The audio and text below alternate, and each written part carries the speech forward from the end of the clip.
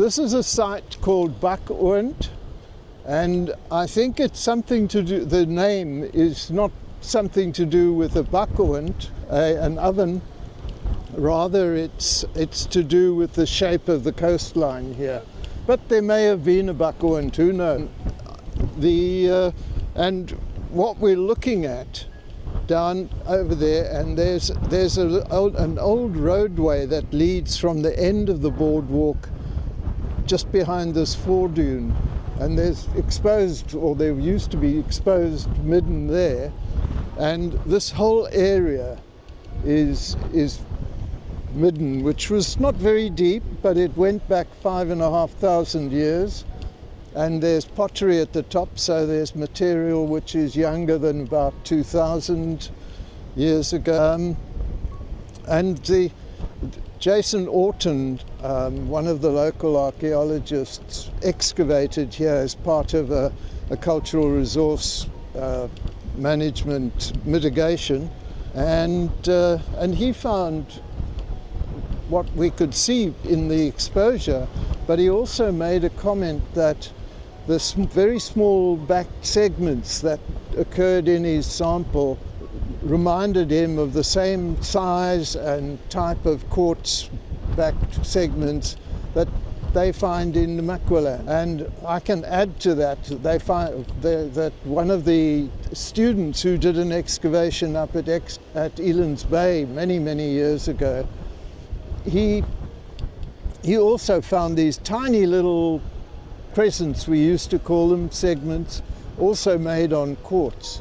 So there's, we know there were links, and people moved up and down and around about all the time. Shellfish, the composition of species really only changes from site to site depending on what's offshore. People were going for reasonable size. They were also controlled by tides. So sometimes you get subtitles species, and there are quite a lot of them here. These big patella arganvilla are right down at the intertidal zone limit. But there are lots of different ones. I'm looking to see if I can see a Donax scraper, but not, although that looks like it's actually been utilized along that. But along this edge, we get when the animal is fresh, and we've done checks on that. When the animal is dry, it crushes and it doesn't flake. But when it's fresh, i.e. you've just collected it, eaten the animal, and you've got a shell, you can actually finely chip, and it makes a little convex scraper. It's probably more natural. I think it's probably just that's exactly it. That's what you find. I mean, it could be natural, but that's what the edges look like. They're with chipping along the end there. But as Madelon made the point, this, because of it's in the walkway, so but these big Donax shells, you can still get them in these beaches around here. And up at the top end of Yzerfontein, at the beginning of the 16-mile beach, you see gulls trampling, making the sand into a soup, and then picking out mussels. And I'm sure people do it nowadays, and I'm sure they could have done it in the past to collect these guys. But there's again, typical of a coastal midden, there's not much in terms of artifacts and so on. And Jason would have been sieving, so he picked up those really tiny little segments. I see a couple of bones here. There was a seal humerus further back. These are all penguin bones, and it's not surprising because Dawson Island, which is somewhere over here, maybe in the mist, penguins would be regularly washed up on these beaches, and it's quite clear that some of the species, and probably pretty well all of them, because nobody had access to the islands, pretty well all of them were picked up washed up on and whereas we might turn our noses up on a not so fresh penguin on the beach, or even a fresh one for that matter, I've cut them up. The indigenous people didn't seem to worry much about a little bit of rot. If you were living further inland and you'd come down to the coast to collect food, you would shuck the animals and then put them in a bag and take the meat back and add to these, and things like... A group coming together. Yes. Constantly people must have been so... Well, they would know exactly when to come for the best possible returns, and that would be at springtime. They've established that ostrich eggshell beads less than 6 millimeters in diameter were made by hunter-gatherers, Sound people, and larger than that they were made mostly by Khoikhoi people. So the herders were going for bigger and better. Maybe they had more time, and the hunter-gatherer... The populations over millennia or thousands of years would have used the same spot? They come and go, and they know where a good place to get water, to get this, to get that. And the other thing you find on shell middens is not only the marine stuff, but you also find tortoises, dune mole rats that have been eaten as opposed to have died in the site. Those little steenbuck and gresbuck, and so on in there as well. So they knew, and those are territorial, and they breed quite well. They live very nicely along the coast here. Shell midden, as in the result of human activity. This is marine, and it's the equivalent, possibly around 5,000 years ago, 1,500 to 5,000 years ago, when the sea level was slightly higher. It's the equivalent to what you see down the bottom there. There's runoff, but that wet patch is the current tidal reach.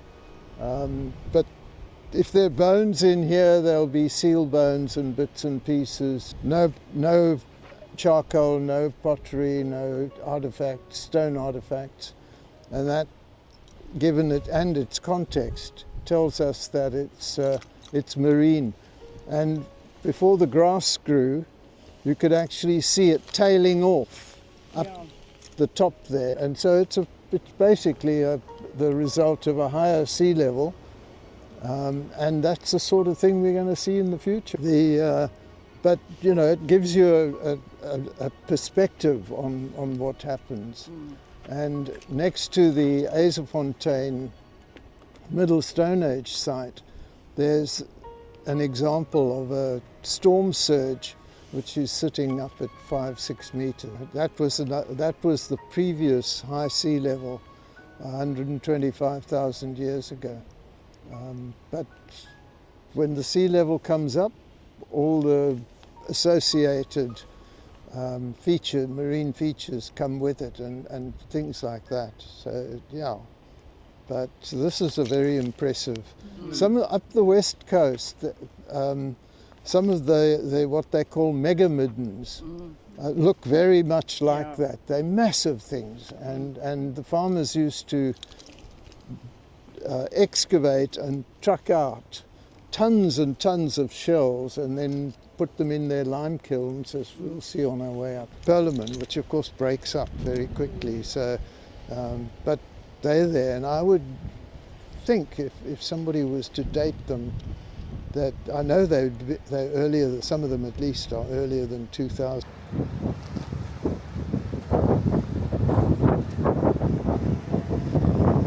That cleft there, which is blown out, is actually where was filled up. At the lower part, the sort of reddish deposit has got shells in it. I can see a couple of shells there. And this is the top of a planed surface in this diorite, the top of the surface which would have had the sea on it during isotope stage 5E, 125 odd years, 1,000 years ago, and that is a storm surge. I remember not being sure what it was, and when Hilary Deacon visited us, I asked him to come and have a look. And he walked along here, looked up there and said, storm surge. Yeah, because he was a geologist. Yep. Yeah. No, I knew he would give me a decent answer. But that's the sort of overhang that people were living in during the Middle Stone Age. Not only here, but also up at Saldanha on Hoedtjies Punt, where John Parkington has worked, and Richard Klein and myself have collected hyena accumulation material. And more recently, I was doing mitigation up in Saldanha Harbour, and we found, the labourers whom I'd trained found another hyena accumulation which had been cut probably in half during the building of a railway to service the but it had some very interesting human remains which they've started studying them, but we'll see. If you look up where this stone wall is now a retaining wall to protect the remaining deposit that's in there. And Madelon knows because she worked there a lot. Then higher up, under that top calcrete ledge, there is the actual overhang, and then there was deposit coming down all the way to the diorite ledge, 3.8 meters worth of deposit, which ended up at the bottom. So that tells us that there was material there which was older than the 125,000 year. As we drove past, I saw shells in sandy deposit. I thought, I wonder, and I subsequently went up there and recorded the site. And then much later on, I mentioned it to John Parkington, and he and Royden Yates came and started, because we thought it was just it had gone from right at where that stone wall is pretty well to where the terra force is, and so we thought there was just a little bit and it was worth salvaging. And then we ultimately, it became apparent when John and Royden were working that there was a lot more to it than thing. There was also a hyena accumulation, a small one, up under the top of that ridge. And then Richard Klein from Stanford University funded John and Royden, and then decided that he was going to set up a much bigger project. So he got the funding and we came and excavated over 3 years, and that has been published, and a new method of dating established the dates as being between 119 and 113,000 years. Yeah. I think that's Madelon there with a white sweater. Yeah. Madelon used to leave at about 4 o'clock in the afternoon, walk back to our accommodation and cook supper. So if you look at the section there, the top is where there was very loose material like that storm surge, and there was on the side, this side of the whole thing, there was a hyena accumulation which was contiguous with the shell midden. The other thing which we won't stop because it's further inland is there are two pans that we drive past, and they used to be mined for salt. And there were coker pans and railway lines, and I'm talking about lines for the coker pans, not steam engines. And they used to then truck or wagon the salt.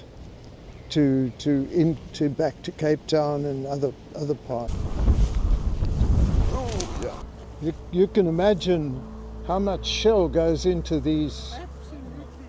And that deposit that we were looking at this morning, certainly down, it's now illegal to dig into those, but there were others nearer which we didn't see, nearer to the top of the village. I've known Dave for many, many years. He and I became members of the Archaeological Society within a year of each other. And I think, if I remember, I was 12. So, you know, and he was also 12, so he's a year or two more older than me. Yeah. Well, as you can see, they've picked it up, filled it up with layers of shell and wood, and more shell, more wood, and so on. So they layered it, and then they burn it. And I've never seen the inside of one of these things, so I don't know exactly what the structure is, but they then scrape the white. The shell burns and becomes very, very fragile and breaks down into a white powder, and you get small fragments of shell in it.